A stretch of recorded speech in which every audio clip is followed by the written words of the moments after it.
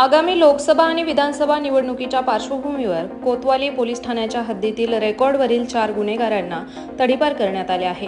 कोतवाली पोलिसांच्या प्रस्तावानुसार सुनील विठ्ठल शिरसाट, क्षितिज अरुण अबनावे, अक्षय उर्फ भैरू बाबासाहेब कोतकर, अक्षय बाबासाहेब दातरंगे यांना नगर जिल्ह्याच्या बाहेर तडीपार करण्यात आले आहे।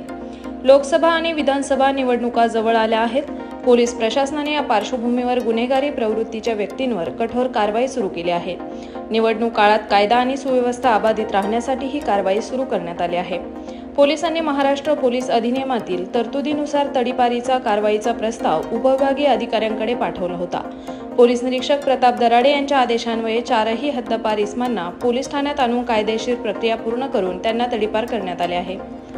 ही कारवाई पोलीस अधीक्षक राकेश ओला, अपर पोलीस अधीक्षक प्रशांत खैरे, उपविभागीय पोलीस अधिकारी अहमदनगर शहर विभाग अमोल भारती यांच्या मार्गदर्शनाखाली पोलीस निरीक्षक प्रताप दराडे, सहाय्यक पोलीस निरीक्षक रवींद्र पिंगळे, सहाय्यक पोलीस निरीक्षक योगिता कोकाटे, पोलीस उपनिरीक्षक सुखदेव दुर्गे, तन्वीर शेख, शाहिद शेख, मोहन भेटे, अविनाश वागचौरे, दीपक रोकले, सत्यजित शिंदे, तानाजी पवार, प्रमोद लहारे, अतुल काजळे, सूरज कदम, सोमनाथ केकान, शिवाजी मोरे, महेश पवार, अभय कदम, अमोल गाडे, सुजय हिवाळे, अमोल गाडे, राम हंडाळ, राहुल मासाळकर यांनी केले आहे।